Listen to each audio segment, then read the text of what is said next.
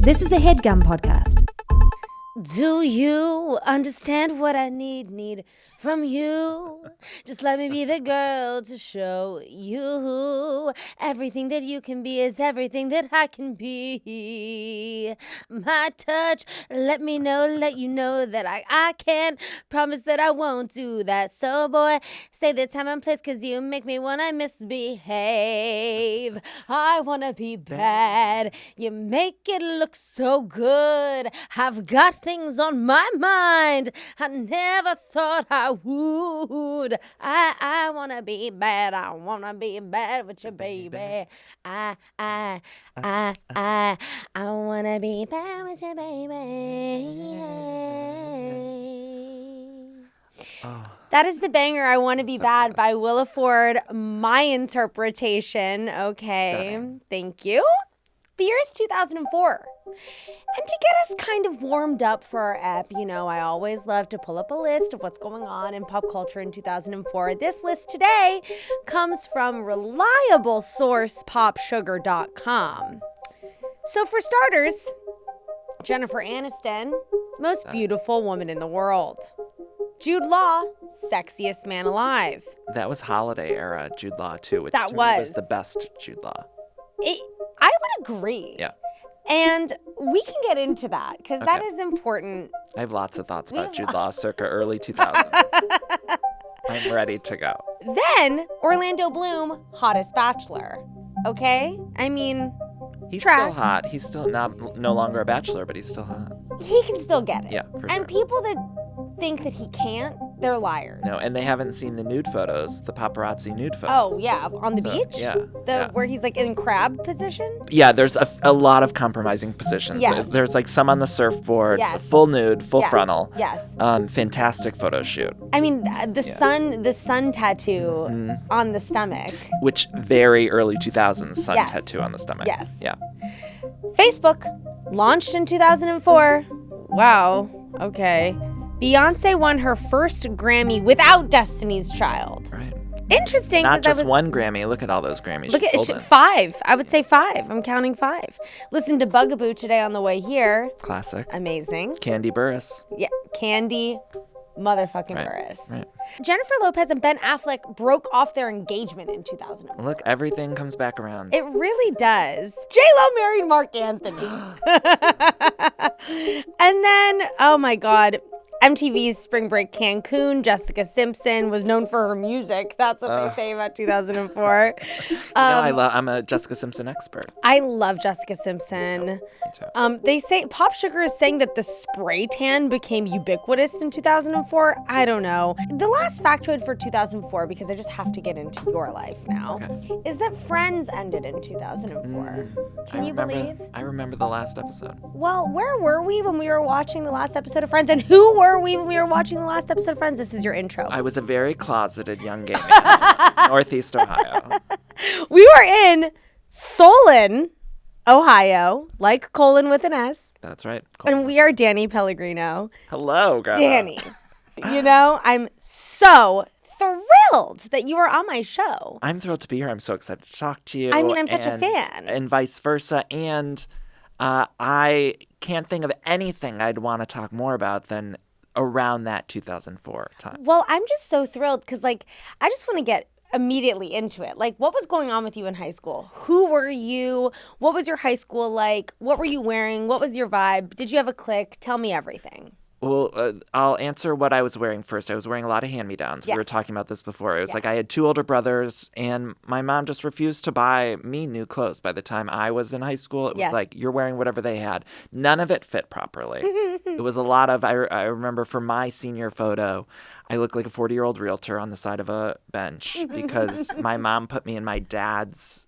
suit jacket, which was just 3 sizes too big. It Love just that. did not fit, and so it really aged me up. But I liked my high school experience. I was very involved. I was class president, and We love a class prez. you sang a little bit of a "I Want to Be Bad," and that's because like I think that's the part of my high school experience that if I were to say I had any regrets, it would be like I was so closeted that it was like sex was just not something in my wheelhouse at the time. It was just like I'm doing that student council retreat, or I'm doing this. I'm not thinking about sex. And I remember Right. all my friends, it was like they'd be thinking about hooking up with each other. And it was like I never was concerned with any of that because coming from a small town in Ohio, there wasn't really gay people around. So I just knew, even in the back of my mind, thinking like I might come out one day, or I'm going to come out one day, or whatever.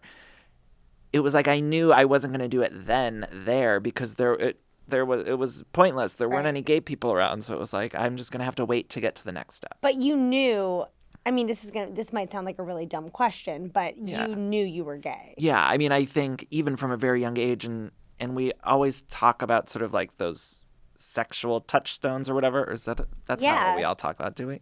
No, like we talk about it daily. I have my sexual touchstone. Yeah, your sexual touchstone. I mean, like the things that like awoken. Yeah, your sexual awakening would have been a better phrasing. Me not knowing the English language, awokening. Awokening. We all had our sexual touchstone awakenings, and so I remember seeing something like Cruel Intentions with Ryan Phillippe's butt, and being like, oh, okay, I'm feeling things right now. Yeah. And you mentioned MTV Spring Break. It's like that was, I just moved recently and I found these old VHS tapes, and a lot of them are like homemade from my youth. Like, I would record things, and I found one that was like, it was essentially like this is so gross, or we can be gross here, right? It was like essentially like my porn tape, but it was just MTV Spring Break taped, because it was like that was the closest access I had to like men without their shirts on. Sure. It was like, so I recorded that. And I also think there's something, what I always found so horny about MTV Spring Break, and I remember coming home from school and turning on the like chunky TV that we had in our kitchen, that the screen was like 8 inches, like it was so small. And I remember getting so close to it and watching. It was so horny because it was horny. real and we people. need to bring back the horniness in pop culture and TV and film, because it's like it's missing. Danny, I literally, no one, if you're listening to this podcast and I find out that any of you wrote this before me, I will come for you. I just pitched an article to my friend that I want to write called What Happened to, well, it's really what happened to the movie Makeout is like my biggest question. Yeah. And generally speaking, I think the horniness that we grew up with is completely evaporated, because my sister is 1 year older than you. So I was really impacted with her cultural intake of MTV Spring Break and all of this stuff. And I got exposed to it at like some might say a young age.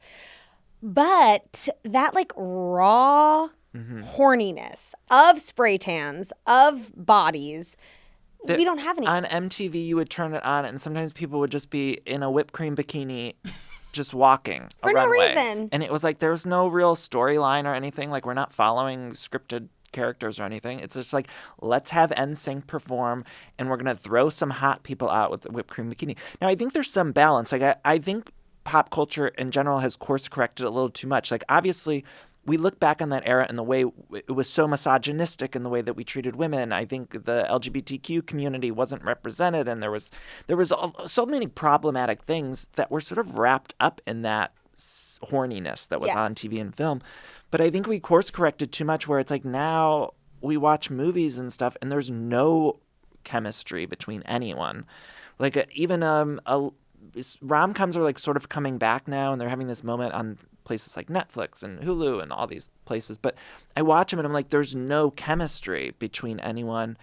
And I feel like in that era, there was a horniness in between the leads, I mentioned Cruel Intentions. It's like, it was like a stepbrother and stepsister, and it was like electric sexuality. Well, I think that like all of those movies of that time, I had a feeling where I was like, okay, like Julia Stiles and Heath Ledger could have fucked. Yeah, you're for 100%. Or The Notebook. It's like Ryan Gosling. Obviously, they had a relationship. But yeah, it's like they had a chemistry. Yeah, Tobey Maguire and Kirsten Dunst, like they were fucking. Yeah, they were all fucking off screen, and no one's fucking anymore off screen. No one is fucking anymore off screen. And it kind of goes, I just read this, we're getting maybe a little off track, but I just read this article about how, like, the youths aren't fucking. Yeah, they're not. And so I think that's probably the problem, is, like, these actors aren't fucking, that generation's not fucking. So we need them all to like start, I don't know what we need to do, like light some candles or something. Well, I think that fucking has now become scary. Yeah. Do you know what I mean? Yeah. Like, I think that we are having really, really important conversations about consent, right? We want that, and we want everyone to consensually be fucking. Because, by the way, those conversations, I would just say, did not exist when I was in high school. Right. And so, like, they have value. However, it's like, I don't know. We need to make sex like approachable and like exciting, and also like human and like fun, and not just like absolutely terrifying. Yeah, and sexy sexy. And I think we're seeing on like HBO and stuff, I keep seeing these articles about like they're freeing the penis and stuff because they're showing a lot of nudity on shows like Euphoria and stuff like that. But I think there's like a chemistry part that's missing from these actors. And I also just think that like a show like, we are now fully off topic. By the way, I don't even watch Euphoria, by the way. But you know what, I'm gonna watch me be a pro, and I'm gonna tie it into a nice bow right here. Okay. Euphoria, to me, and I watch Euphoria.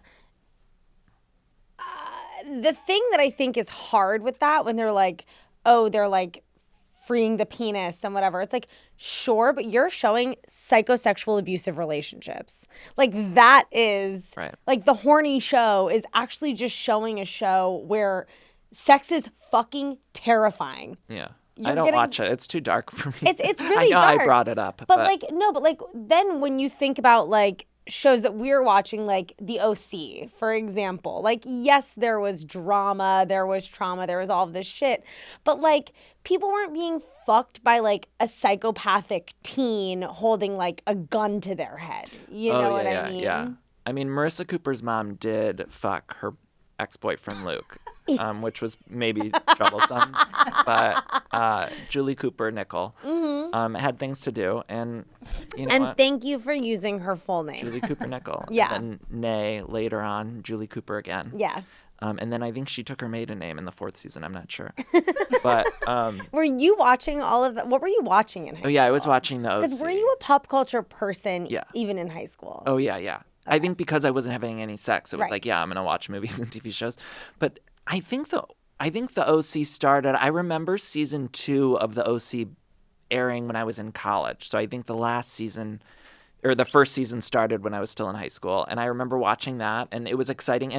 And Laguna Beach started, I think, like when they were my age, the Laguna Beach people. So I remember it being really exciting to watch them because it was like, oh, they're doing the same thing we're doing. Yeah. And I felt like a connection to that group. So I remember stuff like that. And I love 90210, like the original. Yeah. That was something that I was watching at a really young age because I had 2 older brothers. And so that was sort of like their teen show. So I was really into that. But I mean, I pretty much watched everything. I loved a sitcom. You mentioned Friends. I was someone who loved Friends, and it's not popular to say that now. It's like, I don't know why.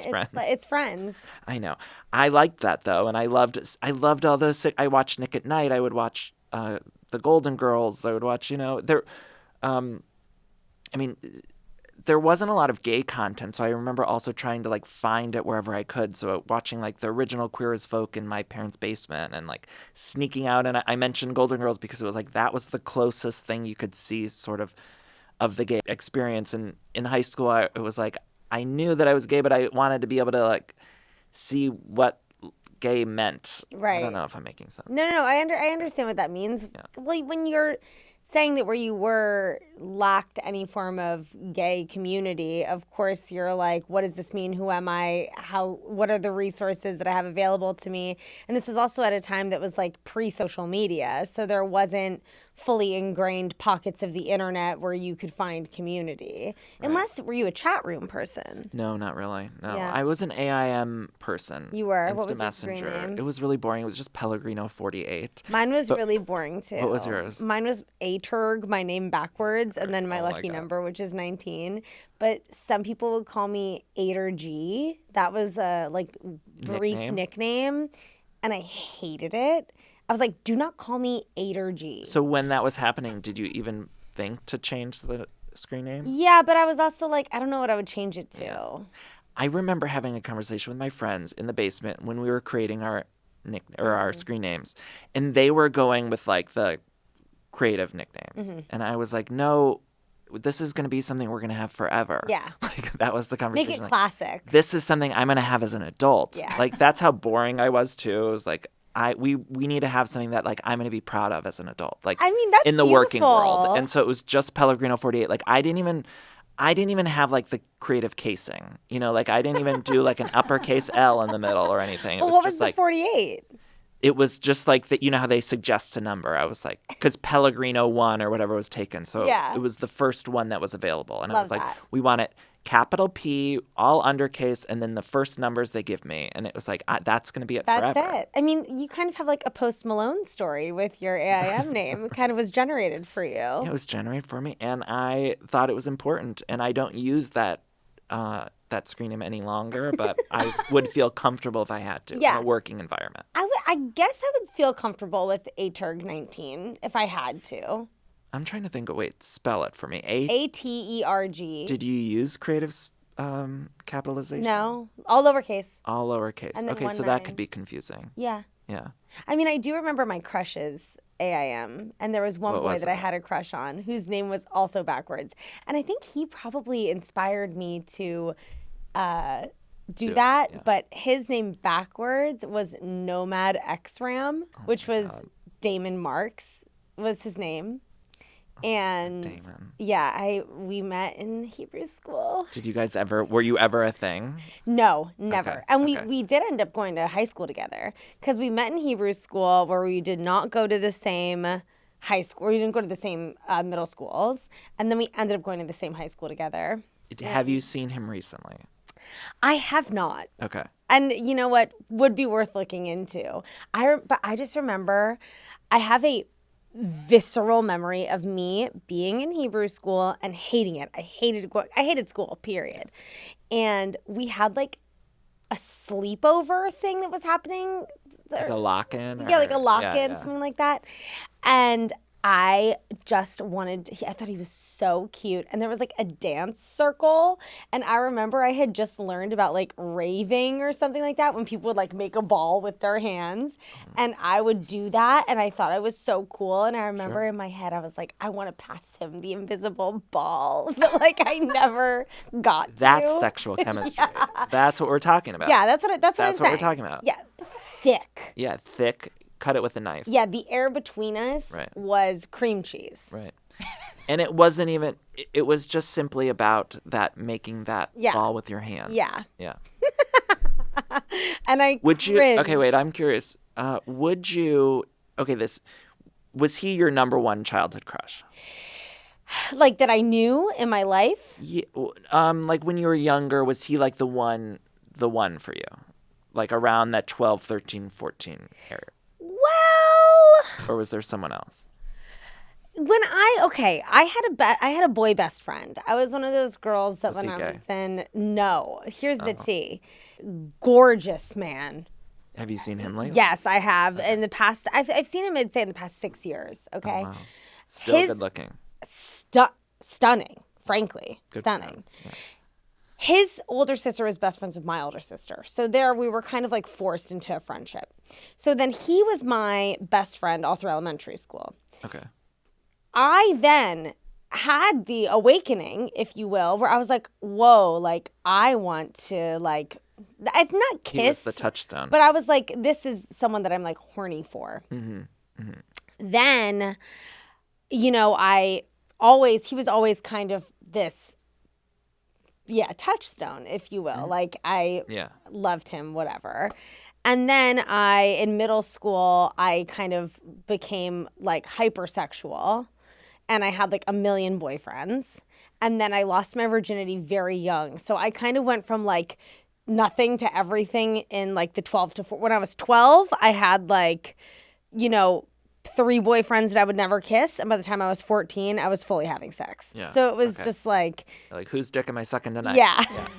Then when I was 14, there. I was lighting up a fucking Marlboro 100. And I said, honey, who's coming over Get to in plow line. me later? I'm on my knees. Get in line. That was kind of my journey. Okay. But That was the Jordan- journey I think I wanted. I mean, consensually.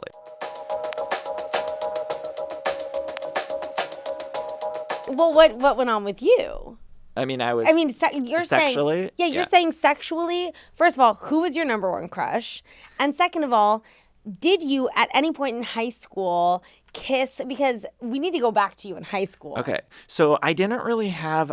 I had sort of like girl crushes in high school. I remember this girl, Tina, I was in love with, and her and I are still friends. But I think it was more like. I love anyone named Tina. Yeah, she's still a good friend. She's beautiful, married, just had another kid. Great. But she was like, she was sort of that high school crush for me. But I think it was more just like I loved her. I thought she was great and like she was beautiful and all that stuff. And then I always say, like, I didn't really have boy crushes in high school, not because I didn't want to, just because none of them were cute. Like, they just were like, it was kind of like douche. None of them did anything for me. Was it like bro-y at your high school? Kind of bro-y, like, and the popular guys, at least in my grade, I remember the older grades had some cute boys and stuff. So maybe there was like a couple that were older when I was a freshman or sophomore. But for the most part, it's like my grade, none of them I found attractive. It was just like, none of you are doing anything for me. But I remember going on senior year spring break, which a group of friends, we drove to Myrtle Beach. Like that was like I know Myrtle. That was the spot. Stayed in the grossest hotel ever. Absolutely. But I remember gearing up for that. I think I was 18. I had my brother's ID. So he was 21 and he gave me his driver's license so I can buy beer and stuff on vacation. And I remember before going thinking I'm going to go to the gay bar there. And it was going to be like I'm going to get away from my friends and kind of sneak away to the gay bar. And I even had to go as far as printing out MapQuest directions from the hotel because there was no like there's no like navigation GPS. at the time. Especially the only thing that there were those like TomTom things, which I wasn't traveling with the TomTom. No. So I remember having to like print out directions from the hotel to this place, and there also wasn't Uber or anything, so I knew I would have to like walk, and it was like a 5-mile walk. So I remember being at like the club or whatever with my group of friends and on our senior year spring break, and then I sort of snuck away. I was like, I'm going to bed or something like that, and then I snuck off to this gay bar.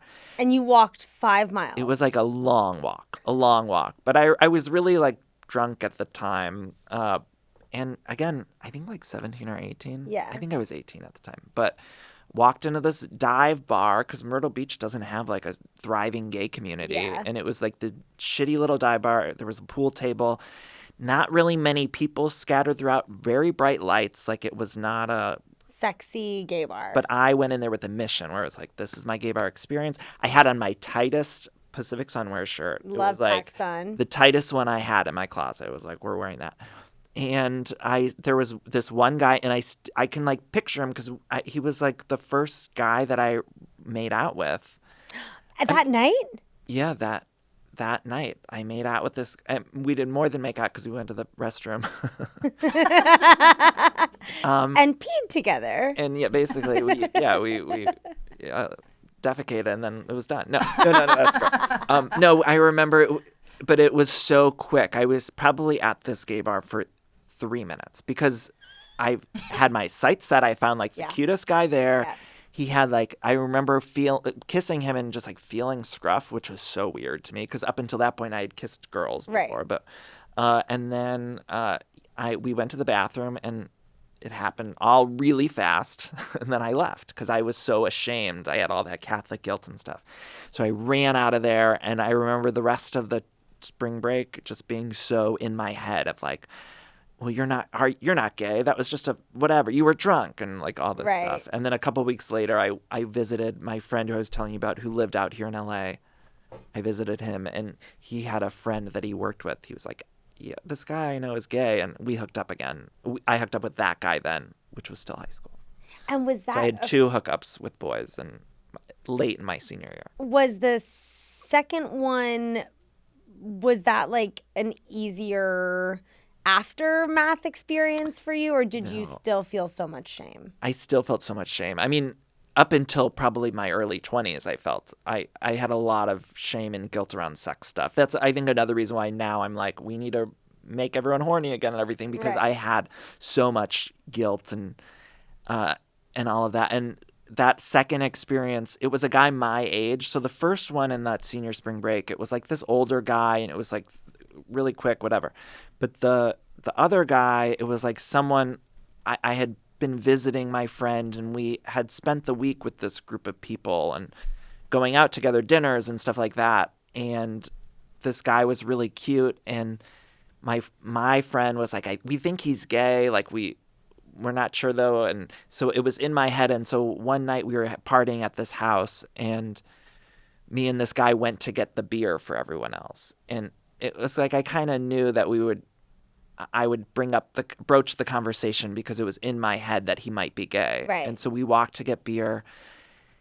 We come back, and we hooked up like in this neighborhood outside, like behind a bush or something. Do you remember what neighborhood? No, it was in the valley somewhere. I do know that. But You're like, now it's your backyard. I know it might be, but I don't know. It was so, I didn't know LA at the time because I was 18 or something. But we hooked up in this bush, and then everyone from the party was like, where'd they go? You know, like they were supposed to bring back the alcohol. And so some of them left and saw us behind this bush, like making out or whatever. So then everyone was talking about it the rest of the trip and being like, Danny and Vince hooked up, and they, you know, whatever. And I was like, that didn't happen. I can't believe people are saying that, and kind of denying it because I was so ashamed. Right. And so there was so much shame, and I was so embarrassed because then we all slept at this house. The next morning we go to breakfast at like a Denny's, and everyone's whispering about it. And it was like I had already had so much shame about it, and then everyone I felt like was whispering about it. And so it was even worse because the first time on my spring break, I didn't really care. No one knew. No one had any clue other than me. So it was just sort of internal shame. But then the second time, it was like everyone was talking about it, and people had my friend asked me about it, and I was like, no, I can't believe it. You know, so there was all this other element to it. Where then it leaks. Yeah, and it becomes bigger than you. I remember being so scared to like do anything else with this group of people, but I still had a couple days left of the trip, and I just wanted to go home, and so I was also dealing internally with like, you hooked up with a boy, what does this mean? Right. And then the other layer of people making fun of it and talking about it and whispering about it. So it was all kind of hell, yeah. It sounds awful. Yeah, but it came full circle because then I think like 10 years later, I moved to Los Angeles, and I saw this guy out again when we were both out of the closet. Yeah. And so did you guys then hook up again? Yeah. So it came full circle, and it happened in a better way because it was, we were both out of the closet then, so it wasn't like shame based. I love when it comes full circle though, because then when you're like, oh, it almost like soothes the trauma that was once associated with that person, where you're like, okay, here we both are. Because like, how much worse would it have been if like he ended up becoming like a born again evangelical Christian, married with to a woman and kids and no, it luckily all worked out in the end. Well, my childhood crush, my touchstone, he and I hooked up in our adulthood, and that was for me full circle. Was it important? Much better in the adulthood, or were you like disappointed? I think, when we're kids, and again, needing to make Hollywood horny again, I think that like my brain was inundated with so many ideas and images and feelings of like romance and sex and kissing and whatever. And like, I just think there was so much buildup for my entire life. It almost felt like I had gone like 25 years of my life to get to this day. And like, I'm at this day, and it was sweet. It like happened once, and maybe once is like enough with that kind of situation. It was like, in the movie, maybe we would have realized we were in love with each other and like whatever. But in the reality of my little life, it was like, oh, that was nice. We did that. And I think that it is a bit of wish fulfillment from childhood, being like, I think and that's what I wanted to ask you when you were mentioning those childhood crushes. I was like, there is something sort of satisfying about that. And I was curious if you would hook up with those people if the opportunity presented itself now. I'm happy. He's really the only one that I would have wanted to hook up with. All of the others are no. By the way, I still have a lot of Catholic shame and guilt, so I never talk about sex. I think you singing "I Want to Be Bad" at the top of this episode, made you something horny. happened. Something shifted in me because I never talk about sex stuff, and all of a sudden I'm like, let's talk about sex. Let's talk about it. Were you in high school? Did you identify as being Catholic? Oh yeah. I'm not religious anymore, but yeah, I was raised Catholic. I went to a Catholic grade school, and yeah. And so like that is a big piece of like. Yeah, I mean, it fucked me up. Like, it screwed me when it comes to sex specifically. Like, it took me into my 20s, probably even into my late 20s, to, like, really unravel all of the sex guilt and shame that I had. Because even after I had come out of the closet, it was like I wasn't comfortable with sex stuff because I still had all of that. I mean, my mom was Catholic, and she used to call herself a recovering Catholic because being Catholic just like fucked her up. Yeah. And I mean, I'm not a religious person at all, but I think that there's so much shame like deeply ingrained in all religions. Yeah. But the sex stuff with Catholicism, I find, is really like a tie that binds for my friends that grew up devoutly Catholic. Yeah, it's weird. And my family's more conservative too, so it's like we never had like open conversation about sex stuff. It was just like we don't talk about that stuff. Right. Yeah. It wasn't even so much a gay thing. It was like I have two older brothers, and when they started being in relationships with girls and stuff like that, and even when they got married and stuff, there's still sort of this weird thing of like, well, we don't kiss in front of everyone, or right, it's completely desexualized. Completely desexualized. Even when my brothers kiss their wives in front of everyone or something, there's like we were never that. Sometimes you always see a couple in line, like when there's a long line for a movie or for a store where there's new sneakers released or whatever the fuck it is.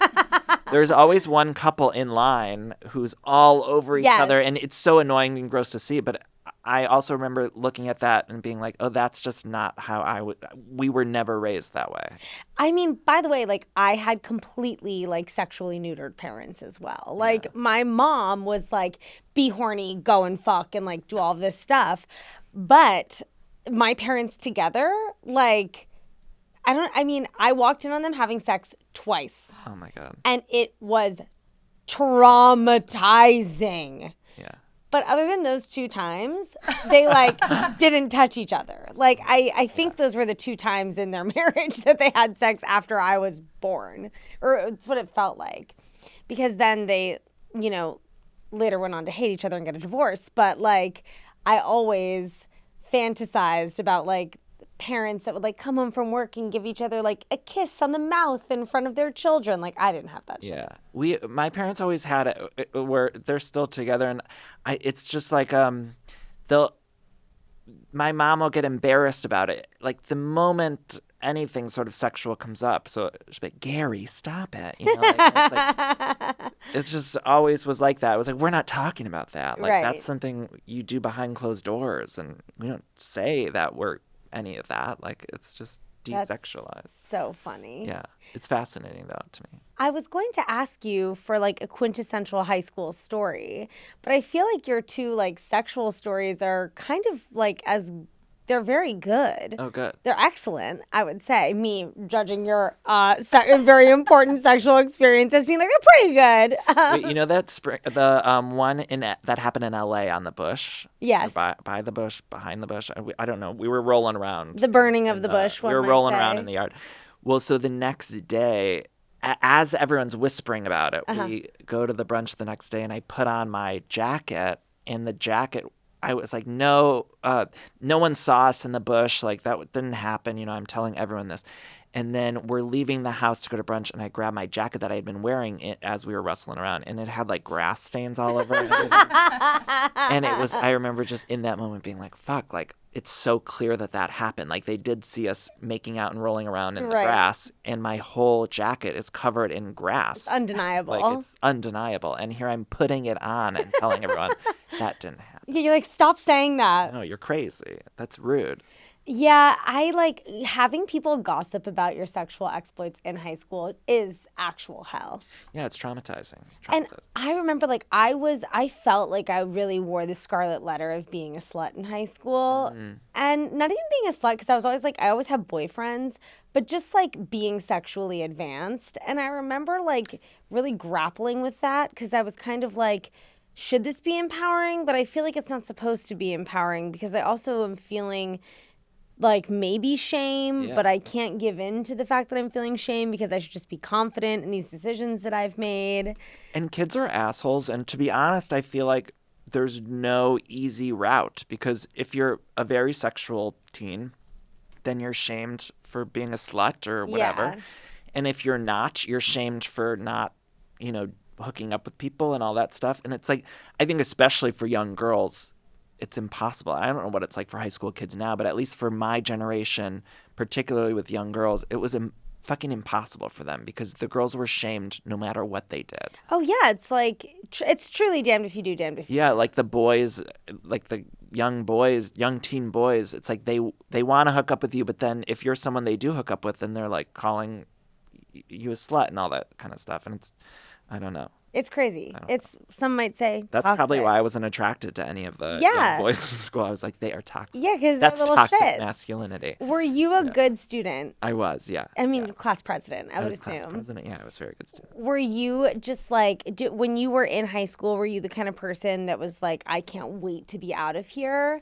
Yeah, Or I were was you- excited to see something different. Yeah. And I think I knew about my sexuality. And then I was just excited to get to college. And I always felt like I was excited to get career stuff started. I Yeah. kind of knew what I wanted to do. And I have two older brothers. My middle brother was he played college basketball, and the team he played for in college was really good. They went to like the Elite Eight in the March Oh my Madness God, and where stuff. did he go to college? It was Kent State University. yeah. And so they were really good when he was playing for them. And my parents were so preoccupied with his basketball, Mm-hmm. they would go to all of his games. And so I think also in high school, I had a little bit of like, look at me energy because Right. no one was paying attention to me. It was like, we're busy, we're going Yeah, to they're watch your traveling to brother. Kentucky. And, Right. and I enjoyed it too, but it was like, it was my high school years when that was happening. And so I feel like it was a lot of that, like, pay attention or like, look at all these good things I'm doing in high Right. school, and they just didn't give a shit. Like, I'm special too. Yeah. Look at me. Yeah, I had a little bit of that. I'm also the youngest of three. And Boys, girls. I have an older brother and an older sister. Okay. My brother's 11 years older than me, though. Okay. But both of my siblings were like really good students, very studious, very good in school. And my reaction, like my version of look at me, was like, I'm going to fail. Yeah, I'm like, bad. and watch me fail. And like, you're not going to be able to do anything When about you it. say fail, was it fail grades? Or Oh, was yeah. It fail? Yeah. Fail grades. Yeah. Like, just not. In hindsight, I should have been at a school that was like probably like more like alternative learning. I think Yeah. I would have done better at a school that was like taking you out into the world or like, function more like a factory. like utilizing like my hands, like the kind of learning of like, let's sit down and read a really dense Yeah. book and like remember factoids. At the time, I was falling asleep, honey. Yeah. I was stoned out of my mind, sleeping in class. And that was just what I was doing. I feel like I was so focused on the end result of the grade and all of that I didn't actually like learn the stuff. It was Right. like I just knew what to do to get the A. Which is a skill in and of itself. Yeah, 'Cause but then it's it like doesn't I take look up any back. real estate. Right. And I look back and it's like, I don't remember anything from any of those classes. Right. And I wish I would have actually like wanted to learn, but my only concern was like, I have to get the A. Yeah. And so I didn't learn anything. Where did you end up going to college? I spent my first 2 years at Ohio University and then I transferred to Kent State. Oh, cool. And I mean, I feel like all I'm doing is talking about my sexuality, but that kind of, a lot of that was wrapped up because then by the time I got to college and I was away at college at Ohio University, it was like 3.5 hours from where my family lived, which seemed like another state. Like it Yeah. seemed so far away. And I started to drink a lot there and I was I was kind of doing the same thing I had done in those stories where it was like, it was drink and go to find someone to hook up with. And that started to really scare me. And so I was like, oh, I'm going to transfer schools. And I wrapped it up in this reasoning of like, I was going to live with my brother and I would get to live with him. And I was interning at this morning talk show in Cleveland. I was like, I'll get to stay there. But really, ultimately, I think it was just like me being scared of myself. Right. And I felt like if I lived closer to home, then I wouldn't explore those sides of me. And ultimately, everyone's going to explore those sides of themselves. And I wish I would have just allowed myself to, but so that's why I transferred. That's interesting. I do, but I like that in high school you seemed to have a seriousness about your future, which even though there was like wrapped up in like shame and guilt and all this other stuff, you still were like... Yeah, I still had a lot of fun too. Like I knew what I wanted to do after high school. I knew where I thought I was headed. And I also had a lot of fun. I enjoyed the high school experience. Like I don't look back on it. Aside from all that sexual shame, like I had a great time, and I was a popular kid. I was good. Popular. Did you play sports? I played like I lettered in student council though. I had a student council letter. What does that mean? Like, you know how you get the varsity letter? Yeah. Most people get it for like football or something. I played sports early in high school, and then my junior and senior year I didn't. But you had a Letterman jacket for student council. I got the letter, and I didn't want to get the jacket because I was embarrassed. Like I can't just get it for student council. So then, what did you do with the letter? I'm sure my parents have the letter. Yeah. What letter was it? It was just, like the letter. Your high school letter. Yeah, like it was an S, but you only get it if you do varsity sports or varsity student council. I don't think it was. I got the letter for being like class president. Student council had like a lettering well deserved. Because you could also get the letter for certain other things, like I don't know whatever the fucking choir was, right, or whatever band. But I got very inclusive of your high school. Yeah. That is. Oh we had a diverse high school. Is that a knock I hear on the door? Why, yes, it is. Someone here? We're in the high school guidance counselor's office, and the guidance counselor is me. Hello, welcome. There's apple juice if you have low blood sugar, and when you're done sharing, you get a Jolly Rancher. Isn't that exciting? I love it. Do you like apple juice? I do. Yeah, Fabulous. I've been staring at it this whole time. Oh my God, well, dig in. In this section of the pod, we like to rectify a wrongdoing of the past, specifically one that happened in high school. This is a time where you get to rid yourself of a trauma, or apologize to someone, or say fuck you to someone.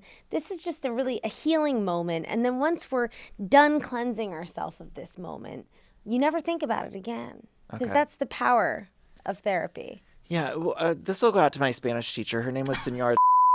I want to just give a fuck you to her. Okay, let's go. She was such an asshole to me. And there were a few teachers, like I had mentioned I was a really good student, and my oldest brother was not a good student. He was always stoned, he was an asshole to the teachers, everything. So I got a lot of heat from him. And there were a few people, one of them being that Spanish teacher. She was so nasty to me just because she didn't like my oldest brother. Then there was this woman who ran the camp for this town, and I wanted to be a camp counselor so bad, right? Like all my friends were camp counselors over the summertime, where they would be the camp counselors for the younger kids in high school when the counselors were in high school. And I wanted it so bad, and the woman who ran the program would not hire me. And she hired all these other assholes who were not good students, who did not have all their shit together. You didn't have their fucking letter. She just had counsel. And this young woman was just in my brother's grade, and like they had a thing. Oh. So she wouldn't hire me, but she hired every other fucking teenage kid, and she wouldn't hire me. And I hate that woman. So I just want to fuck you to her. I don't even remember her name. I love that. But she wouldn't hire me. You know, here's what I have to say. Bullshit. We don't get enough fuck yous on the show. Right. Fuck her. Fuck you. Fuck yeah, you. Fuck you. So, I love you. Yeah, but I think, you don't judge someone by their sibling. Yeah, no. If you're a high school teacher out there. No, it's very unfair. Yeah. All kids are different. Right. Wow, the power of saying fuck you. We never really say fuck you. Have you ever noticed that? Yeah. I mean, it's so powerful. I love the word fuck. Oh, me too. It's so multi-use. Fuck. Fantastic. Yeah. I got fucked. Yeah. I got fucked. I want to get fucked. I want to get fucked. Fuck me. Fuck you. You fuck little this. fucker. Fuck it. Right. Yeah. Fuck. Yeah. I love it. What a Did I great answer the word. question properly? Was Yeah, that you what did. it- That was okay. fabulous. Okay, yeah. Now we're ridding yourself. Fuck them. Yeah, fuck them. I'm ridding myself of it. It's the pain. You never forget those things You either. never forget those Yeah. little fuckers. Right. Did you have bullies in high school? Were there Oh, bullies? yes. Oh, I did. Yeah. People wanted them. me dead, babe. Okay? Fuck them. Fuck them. Right. I mean, and I will say it, like, so many people in high school treated me like shit. Ugh. And I would just like to give a hearty fuck you to all of them. Kids are so cruel, and anyone who's a parent out there, it's like you have to teach your kids to be nice. Like, just For be nice to other sure. kids, because it's such a fucking minefield to go through high school in general, and people are just so mean. Like, that's I like teeter. Like, sometimes I'm extremely empathetic to the kids that were my bullies. Like, sometimes I'm like, I'm very empathetic toward my elementary school bully. I'm like, They were okay, young. like, you're a full-on child. They were Like, kids, yeah. I have no idea what was happening in your house. I'm sure it was stressful and chaotic, and like, you were probably dealing with a tremendous amount of pain. What grinds my gears is when I'm reflecting upon the way that like 17 and 18-year-olds treated me when I was 17 and 18. It's like, baby, you know better. right. And also now as adults, I know you know better. Yeah. And I hope that these people are haunted with shame Right. every day They of go their to life. sleep at night thinking about how they were an awful asshole. Well, especially like, I again, kind of going back to the time that we were in high school, I would say the early aughts to mid aughts. I think that was super stinky ripe with people being little shits. Meanness. And the meanness was part of the humor and culture of that time. I mean, I think of Mean Girls, it's so reflective of what that Yes. time was. But Every joke it was was almost you're gay. It was Every almost joke, that was the thing. It was like to be mean. Yes. Yeah. There was this girl in high school I remember who she was such a bully, and I think back on her still to this day. And she wasn't always so much a bully to me. Like a couple times, yeah, she'd throw out the "you're gay, you're a fag," whatever. But she was so mean in general to everyone. And I remember this time riding the bus where she tied this other girl's shoe to the bus, and so the girl couldn't get off at her stop, and this girl who was the bully was just the meanest, like stereotypical bullying. Yeah, I was gonna say that's like classic, like 1950s movie bullying. Yeah. She lived in the neighborhood too, and I remember her like taking this kid's hat when he had broken his arm. He was wearing a hat, and she took the hat and threw it on his roof of this house, and he was like couldn't get it. He was in a cast, just came home with a cast on. But tying this other girl's shoe to the bus, like I can feel it. I remember sitting there feeling so bad for this girl who was tied to the bus because we got to her stop. And the bus driver's like, anyone else? And she's like, wait. And she couldn't get up. And then she was so embarrassed, and it was tied so tight to the bus. Oh my God. She was so embarrassed. So she just was like, go ahead. I'm getting off at another stop. And then she got off at my stop and then had to walk like however long it was to her house because she was too embarrassed to like yell to the bus driver, like, this bitch tied me to the bus. This is literally making me cry. This know, story it's is so like mean. making me It like cry. haunts me. I think about it. I'm like, I can't believe that was.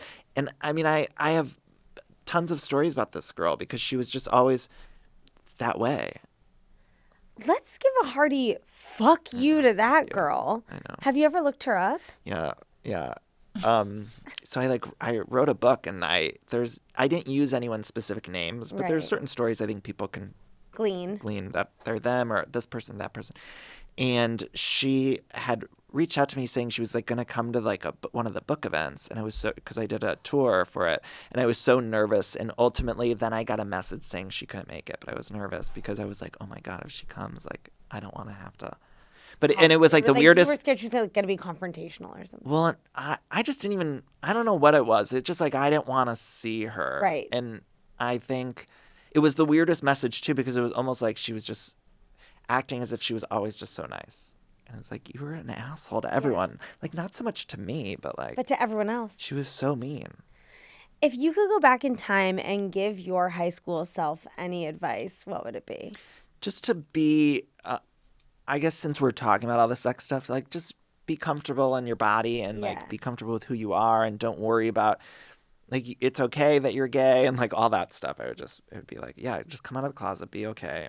Mom will figure it out. Like, just. Were you masturbating in high school? Oh, yeah. Yeah, well, you were Yeah, jacking off to spring break. Yeah, I was recording MTV. Yeah. I'm not kidding you. I found this tape and it's like the craziest. Covered in cum. And it's not even just MTV. It's like the weirdest mix of like recorded. There was like a made for MTV movie that I recorded just part of when the guy had his shirt I would off. just like to say this is beautiful. You should. No, I need to post it online. Yeah, somehow. you should digitize it. I know, it's so crazy. And there's also, do you remember those sometimes the movie channels would show softcore porn? Oh, sure. And so I had like a softcore straight porn recorded because it would like show the guy's butt. Yeah. And it was like, so that part of that is on there, but not the whole thing because I could only record it while my parents were gone or whatever. This sounds like a beautiful like scrapbook. And then at the end of it, this is so funny. The end of it is an episode of Kathy Griffin's My Life on the D-List. We just moved and I went through the whole fucking tape. And there's a episode of the Real World Challenge like that. Yes. But it was an early episode where the challenge was like them dressing up in costume and like doing this sex contest thing. Anyway, yeah, then it ends with a whole episode of Kathy Griffin's My Life on the D-List. And so I rewatched the series because I was watching this tape and I was like, oh my God, I forgot about that show.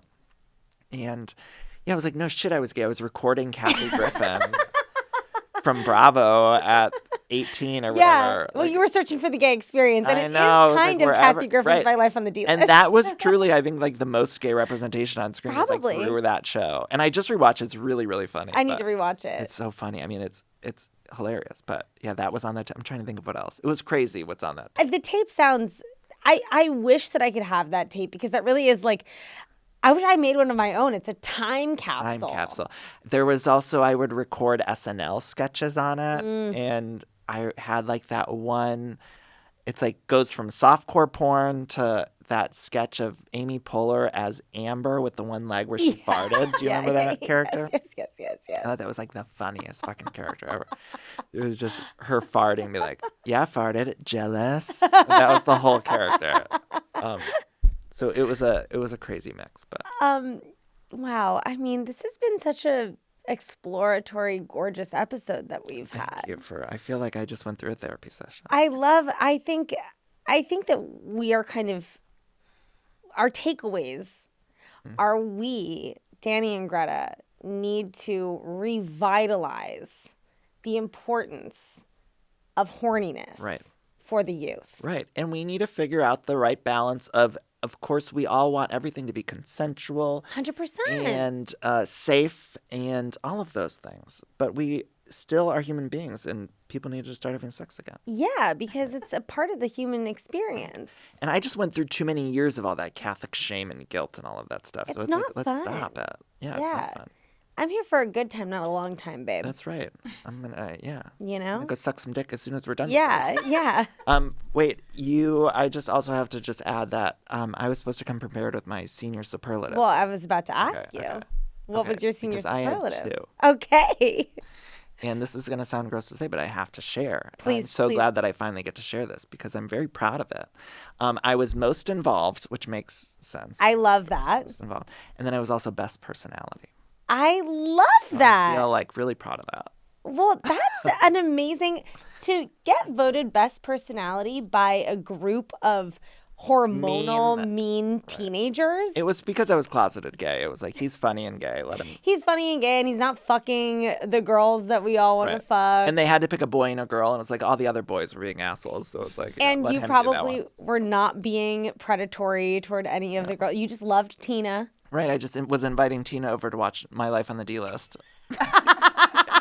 And I wasn't trying to make any moves. It was That's just great. Like, yeah, let's watch the show. To me, that is best personality material. Let's hang out. Absolutely. Yeah. Wow, Danny, what a fun treat. time. Thank you. Thank you so much for coming on and talking with me.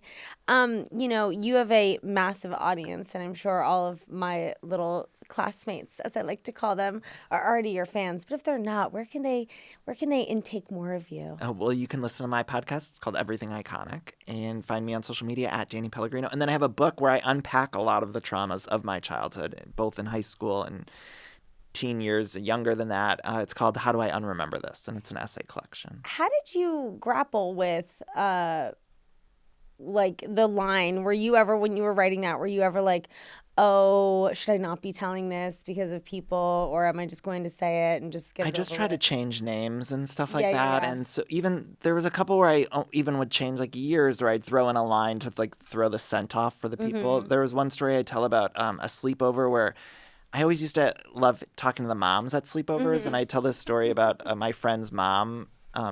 And she would always sort of vent to me about her husband and all this stuff. And my favorite part of the slumber party was like waking up and going to hang out with her. Right. And but I didn't want her to know that I was like saying these things, because she would talk shit about her husband, who she's still married to, and all Right. that. So I would change names, and she reached out to me too after the book, but I was and she had read it, but she didn't know it was her. Right. So I just tried to kind of, But yeah, that like way. make things a because little. I want it to be honest, and it's just supposed to make people laugh. And Right. there's a couple more serious chapters, but it's ideally just to make people laugh. And so I didn't want to censor myself at all. And Yeah, yeah. that's good. Liberating.